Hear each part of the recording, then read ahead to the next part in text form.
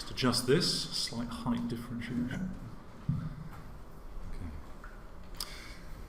So as the last two presentations obviously have been very much on personal research, I'm talking today very much about a collaborative project, one between the University of Cardiff and the Cambridge Archaeological Unit, and with Historic England, although at the time it was English Heritage. But this project was initiated in 2011 following a... Oh, it's doing it by magic, that's amazing. Following a trenched evaluation in 2009, and the fieldwork was primarily conducted over 3 summers, concluding in 2013. And having completed the assessment, we're now entering into the sort of the final analysis stages that will eventually lead to a major publication. So what I'm going to give you today is very much a preliminary taste, if you like, of the results. And I hope that what you'll see is that what is emerging in this process is particularly encouraging. Ham Hill is a scheduled ancient monument, but its unique golden stone is essential for the conservation of historic buildings within the region, and hence permission was granted to Harvey Stone for the extension of an existing quarry on the condition that it would fund the majority of the archaeological works. So Harvey Stone is our client. So in some ways the project is an addition to a number of other areas. Oh, that is jumping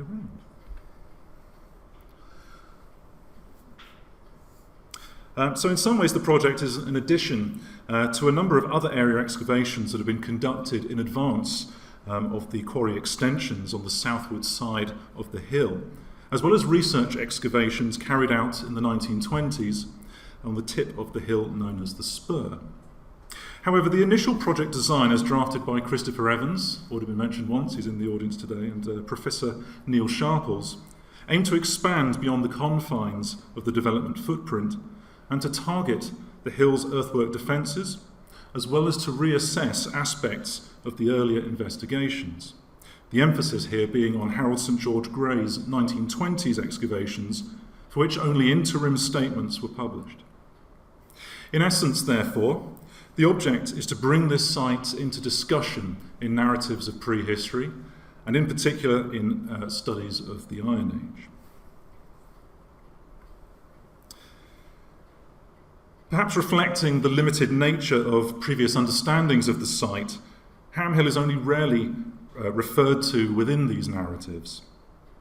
David Clarke's 1972 paper from his edited volume entitled Models in Archaeology is one of the few attempts to frame the site in some period-specific and regional context. The aim here was upon the remarkable Glastonbury Lake villages, less than 30 miles to the north of Ham Hill. And Ham Hill was illustrated as lying on the edge of the village's social catchment zone, more or less marking a tribal boundary, and defined as a core to a broader but fairly isolated periphery. And in many ways, this appears to be a warranted assumption. When compared with the fairly dense distribution of hill forts across Wessex, Ham Hill is somewhat obvious and rather lonely little dot on the edge of the border between the upland and the lowland of southeast Somerset. Still jumping around. Moreover, with an enclosed area of over 88 hectares, the sheer size of the earthworks at Ham Hill calls for answers with regards to its importance. Does size matter in this instance? And what exactly is the sequence of rampart construction at Ham Hill? Was the North Spur, for example, the first area of the hill to be enclosed, with a subsequent enlargement and elaboration taking place over the plateau at a later date? Certainly this would fit into broader models for hill fort development in Wessex. In recent analysis of the lake village's material assemblage at Glastonbury and sediment deposits from its vicinity serve to illustrate numerous connections with communities to the north of the village and towards the Quantock Hills. Once believed to have been abandoned due to rising floodwaters, this now seems unlikely, and more complex social forces are likely to have forced its decline in the later Iron Age. The degrees to which such forces may have impacted the communities at Ham Hill are questions to which we hope to contribute. However, it is clear that Ham Hill does indeed occupy a somewhat peripheral location, balanced on the edge of the uplands south of the low-lying levels. This is undoubtedly an important factor that must be taken into account. The hill fort of South Cadbury lies some 17 kilometres to the east and occupies a similar position. The published sources for the excavations at South Cadbury, as well as ongoing reassessment of its material archive, are in many ways also valuable as a comparison to Ham Hill, along with the pending results of the South Cadbury Environs project, which indeed may serve as a model for future work around Ham Hill. Somebody got an app on their mobile phone that's doing this. It's a mystery. St George Grey, as curator of the County Museum in the early 20th century, recognised the similarities in the material culture that was being recovered both at Ham Hill and the Glastonbury Lake village.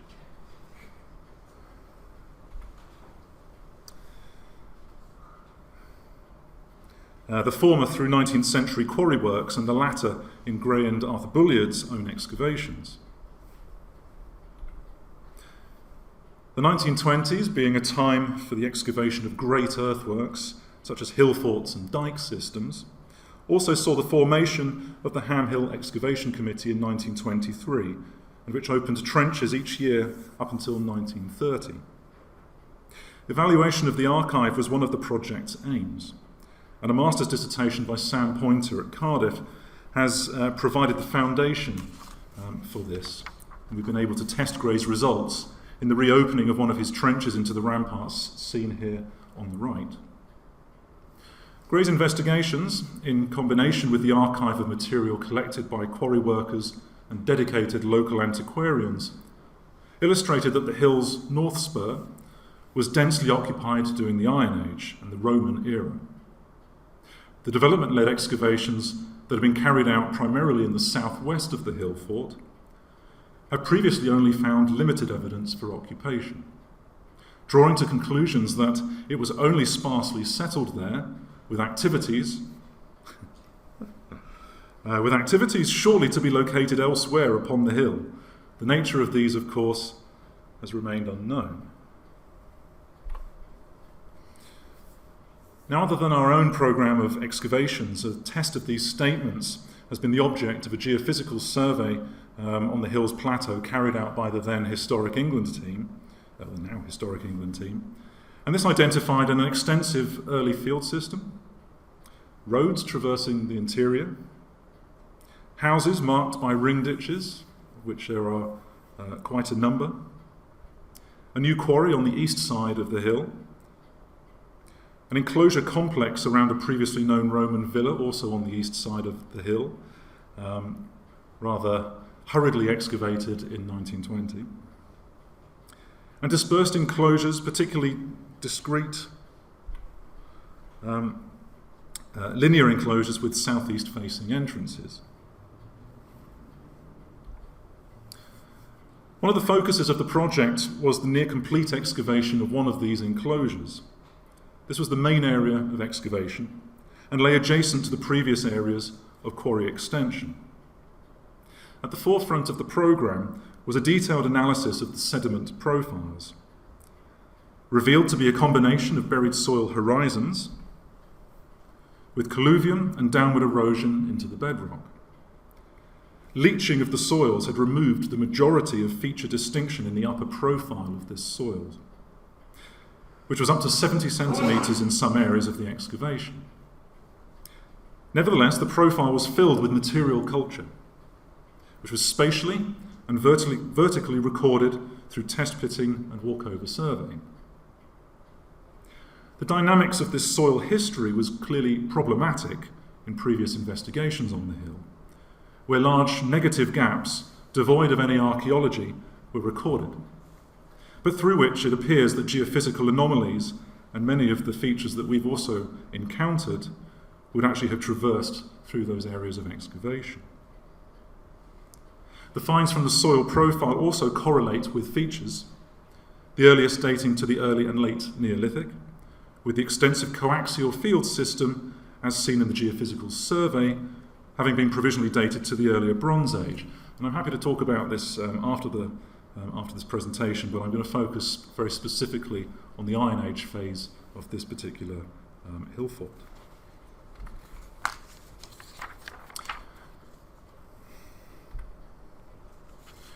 Reopening of Gray's Rampart Trench on the North Spur allowed for a full vertical view of the rampart sequence, in which 4 main phases were identified and could be broadly tallied with the sequence identified in the other 3 rampart trenches at different points across the hill. Each phase of construction was distinctly separated by a thick layer of turf development and midden debris. The first 2 phases could be dated by their pottery to the early Iron Age. Importantly, this was registered in 3 trenches along the North Spur and the south edge of the plateau, in the form of a dump of soil in the first rampart construction, mixed with hamstone and with a rear and front stone revetment. So quite basic structure, but nevertheless relatively sturdy.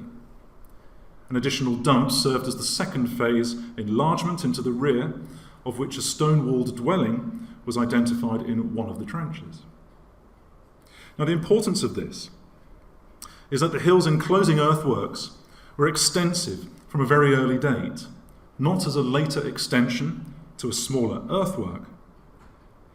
However, a 5th and earliest phase in the form of a segmented ditch has recently been radiocarbon dated to around 800 BC, and this directly underlies the first phase of the rampart construction. Whilst it doesn't have a bank, it clearly has some sort of enclosing capacity. And this has been noted both in the north and the south areas of our investigations across the hill. So again, a very early enclosure of a really quite magnanimous extent. Now, whereas the focus of activity was centred upon the enclosing of the hill in the early Iron Age, including signs of robust habitation, the main area of excavations inside the hill fort recovered only a small amount of pottery dated to this phase from residual contacts. The core here was Middle and later Iron Age. The interior settlement activity, which we'll discuss in just a moment, broadly corresponds with a massive enlargement of the rampart across the North Spur. Although this was not identified along the south earthworks, where either later quarrying has severely truncated the rampart or it never existed there and therefore is a different sort of dynamic on the south part of the hill. And this was a relatively unstructured heightening of the ramparts with dumps of earth and large slabs of hamstone. It's probably quite a rapid construction, and it sealed an entrance to the hill fort on the North Spur, and was again followed by an extended period of dumping of material against the rear of the rampart, including bone groups, human remains, and metalwork. Stabilisation of the rampart was conducted with a stone-walled boxed construction during the conquest period, at which point the entrance was again reinstated. Now, within the interior are comparatively familiar elements of Middle and later Iron Age settlement. Dwellings with circular gullies and pit groups containing an array of items, some that could be regarded as special deposits, included metalwork and caches of charred seeds and tubers. Here, mustard seed being one unusual addition, and probably one of the earliest examples of perhaps a cultivated form of mustard certainly in southwest Britain, maybe in Britain as a whole. Pottery is broadly distributed, although a number of pots have been refired or redeposited as a complete half profile. And there seems to be some quite deliberate and purposeful deposition of Glastonbury ware, or what we now call southwestern decorated ware, particularly within the enclosure ditch that we'll turn to in just a moment. The enclosure was probably established in the 2nd century and enclosed an area centred upon a natural hollow that was otherwise bare of structures, except for an elaborate entrance, effectively funneling the movement into the enclosure, perhaps also blocking some sort of visual sense both within the inside and the outside visibility. A burial cut into the base of the enclosure ditch contained a young woman with an isotope signature suggesting a continental origin. We haven't had these dated yet, so there is going to be a sequence here that's fairly conjectural, but nevertheless the sedimentary sequence, the stratigraphic sequence, is quite robust. The burial itself didn't seem to have been completely backfilled and covered, not until at least the inner bank to the enclosure was subsequently part levelled, mixed with which were at least 15 semi-articulated and disarticulated human bodies, with a similar treatment of animal bones as well.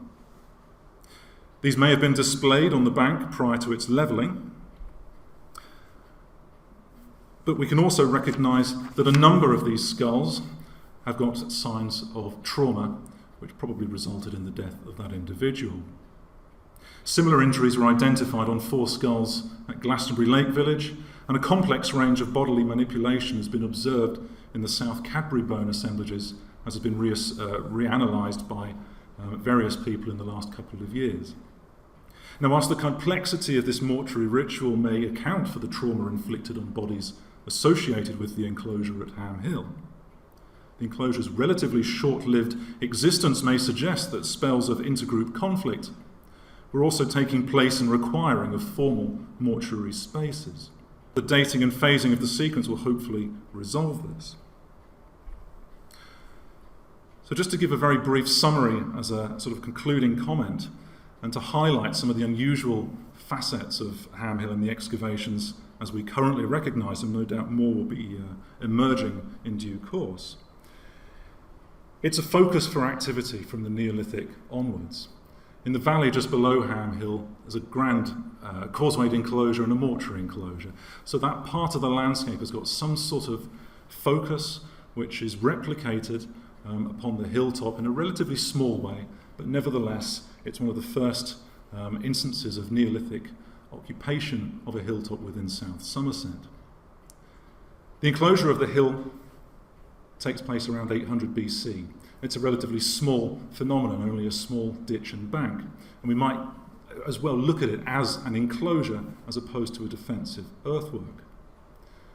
And the ramparts themselves are the focus for that early Iron Age activity and habitation itself. And then mid to late Iron Age, the interior occupation has expanded, the ramparts heavily enlarged, and the focus... It's doing it again. And this time the focus is very much to be displayed from outside of the hill fort, something that is grand, opulent in many respects. And then formalisation of the treatment of human remains within an enclosed area. It doesn't have many parallels, or at least not that we can recognise within the British Isles. We might want to look at it as a sanctuary, as some sort of space that has a very specific set of practices relating to human remains, but then sanctuaries on the continent also have strong metalwork connections as well. Something quite different is taking place within Ham Hill. And of course they're numerous. The geophysics itself illustrates this across the majority of the hilltops enclosed space. Quite what this signifies we don't know, and certainly further work would be welcome in due course. So what I'd love to do in the next 12 to 14 months is to effectively come back and tell you how things have progressed, what the story is developing into once the analysis has actually been carried out. Thank you very much.